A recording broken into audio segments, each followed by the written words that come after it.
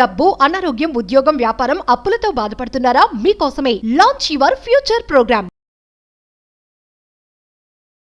నమస్తే ఫ్రెండ్స్, నా పేరు సాయి కృష్ణ ఆజాద్, సుప్రీంకోర్టు అడ్వకేట్.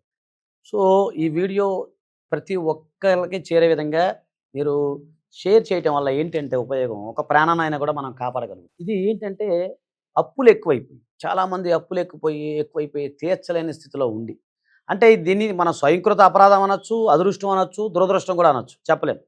ఎందుకంటే కొన్ని సందర్భాల ఆర్థిక సంబంధాలు లేదా ఆర్థిక విషయాలు మన చేతిలో ఎప్పుడూ ఉండవు. ఈ రోజు రాజు బంటు కావచ్చు, బంటు రాజు కావచ్చు. మన కళ్ళ ముందు ఎంతమంది కూలిపోయి ఉండొచ్చు, ఎంతమంది డెవలప్ అయి ఉండొచ్చు. అది మన యొక్క విధి వ్రాతను బట్టే ఉంటుంది.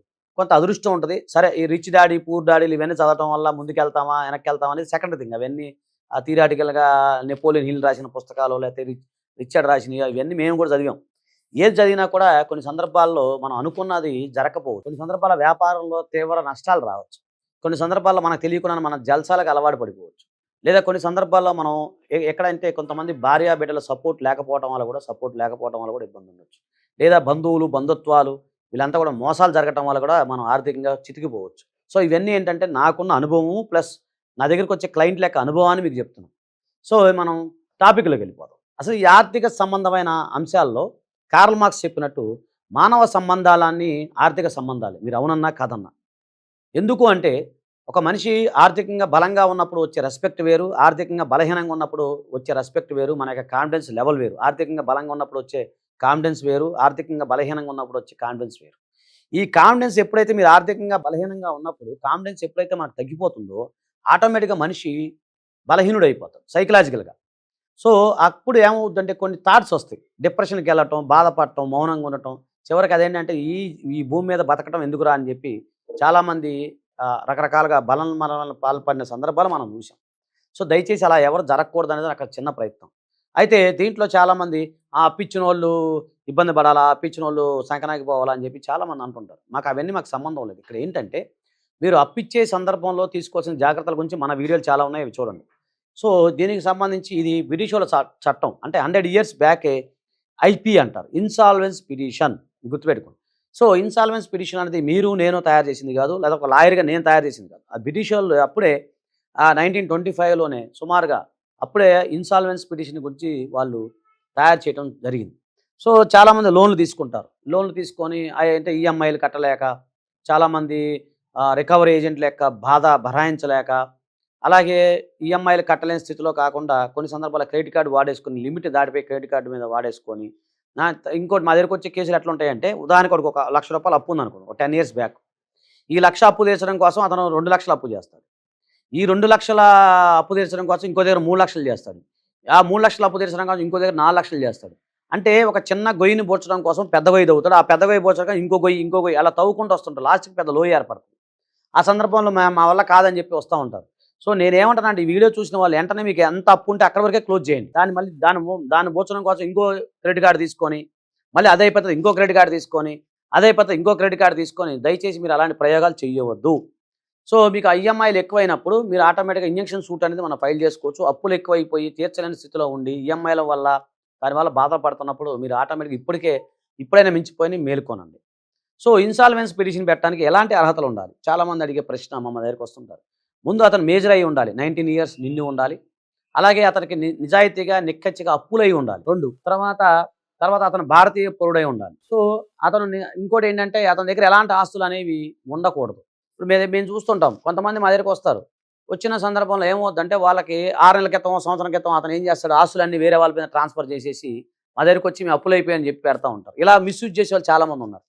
సో అలాంటి వారిని మేము దగ్గరకు రానేమో. నిజాయితీగా ఆనెస్ట్గా ఉండి అతని ఆర్థిక స్థితి బాలేని వాళ్ళని మాత్రమే మేము ఒక న్యాయవాదిగా నేనైతే సపోర్ట్ చేస్తాను.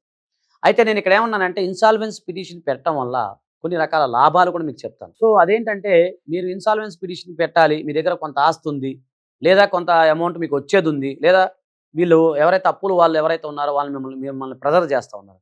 ఆ సందర్భంలో యాక్చువల్గా ఏంటంటే 10 మంది 10 రకాల ఫోన్లు చేసి ప్రెజర్ చేయటం వల్ల మీ మైండ్ పనిచేయదు. మీ దగ్గర నా దగ్గరకు వచ్చే వస్తుంటారు క్లయింట్లు, ఒక్కొక్కరు గొప్ప టాలెంట్ ఉంటుంది, అసలు వాళ్ళకున్న ఎక్స్పీరియన్స్ ఎవరికి రాదు, అంత ఎక్స్పీరియన్స్ ఉంటుంది, గొప్ప టాలెంట్ ఉంటుంది. కానీ వాళ్ళు తిరిగి ఒక చెట్టుని కనుక నరికినప్పుడు మనం తిరిగి చిగురించడానికి వచ్చే సమయం ఏదైతే ఉందో ఆ సమయం ఇవ్వకపోవడం వల్ల అతను ఒత్తిడికి గురైపోయి ఏం చేయాలో అర్థం కాక ఇబ్బంది పడుతూ ఉంటాడు. సో మీరు ఇన్సాల్వెన్స్ పిటిషన్ మీరు ఫైల్ చేయటం వల్ల ఏమవుతుందంటే ఎవరైతే మీకు అప్పులు ఇవ్వాల్సిన వాళ్ళు ఎవరైతే ఉన్నారో వాళ్ళకు కొంత సమయం వస్తుంది. సమయం వచ్చిన తర్వాత ఆటోమేటిక్‌గా ఆ 1 ఇయరో, 2 ఇయర్సో, 3 ఇయర్స్ సమయం వచ్చినప్పుడు మీరు వారికి డబ్బులు కట్టడానికే ప్రయత్నం చేయండి. నేను ఎగ్గొట్టమని చెప్పను, కానీ మీకు ఇంత కొంత సమయం వస్తది. సో చాలామందికి ఇన్సాల్వెన్స్ పిటిషన్ ఫైల్ చేస్తే రకరకాల సందేహాలు ఉంటాయి. ఇయన్నీ పిచ్చి సందేహాలు, లీగల్ సందేహాలు కావు. ఏంటి ఐపీ పెట్టగానే చచ్చిపోతారంట. ఐపీ పెట్టగానే చచ్చిపోయినట్టు భావించాలంట. వాళ్ళకి భూమి మీద నూకలు లేవని చెప్పి అంటుంటారు. అంటే ఐపీ పెట్టినంత మాత్రాన మీరు ఇన్సాల్వెంట్ అయినట్టు కాదు. కోర్టు వారు చెప్తారు మీరు ఇన్సాల్వెంటా కాదని. ఐపీ పెట్టినంత మాత్రం మీరు ఇన్సాల్వెంట్ కానే కాదు. జస్ట్ ఐపీ అనేది మనల్ని డిక్లేర్ చేయమని పెట్టే అప్లికేషన్ మాత్రమే, లేదా ఒక పిటిషన్ మాత్రమే. అది దయచేసి అది గమనించాలి.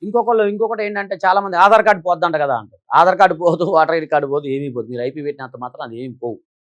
కాకపోతే కొన్ని మీరు ఐపీగా డిక్లేర్ చేస్తే కొన్ని గవర్నమెంట్‌కి సంబంధించిన పదవులు ఏవైతే ఉన్నాయో అవి మీరు పొందకుండా ఉండే అవకాశం ఉంటుంది తప్ప దాని ద్వారా ఎలాంటి ఇబ్బంది లేదు. సో చాలామంది ఐపీ పెట్టగానే మా మీద దాడులు చేస్తారు సార్, మమ్మల్ని చంపేస్తారు, పొడి చేస్తారంటే ఒకటే గుర్తుపెట్టుకోండి. ఐపీఎల్ మీరు పెట్టినంత మాత్రాన మీ పైన దాడులు అనేవి జరగవు. అది మనం ప్రొడక్షన్ ఆర్డర్ తెచ్చుకొని మీకు ఎలాంటి ఇబ్బంది లేకుండా రక్షణ కలిగించే విధంగా మనం ఫైల్ చేసుకునే అవకాశం ఉంటుంది. మరి చెక్ బౌన్స్ ఏంటి సార్ అంటారు. చెక్ బౌన్స్ అనేది యాక్చువల్‌గా ఈ ఐపీ సందర్భంలో మీరు ఎవరికైనా చెక్ కనుక ఇచ్చినట్లయితే అది బౌన్స్ అయితే అది మీరు ఎదుర్కోవాల్సింది. అది చట్టపరంగా మనం ఎదుర్కోవాల్సింది తప్ప దాన్ని తప్పించుకోవడానికి కుదరదు. చాలామంది ఏంటంటే మళ్ళీ చెప్తున్నాను, చాలామంది అప్పులు ఎగ్గొట్టాలనే ఉద్దేశంతోనో లేకపోతే 10 మందిని ముంచాలనే ఉద్దేశంతో గనక మీరు గనక ఇన్సాల్వెంట్ పిటిషన్ కనుక ఫైల్ చేస్తే అది క్రైమ్ కూడా అవుతుంది, చీటింగ్ కూడా అవుతుంది.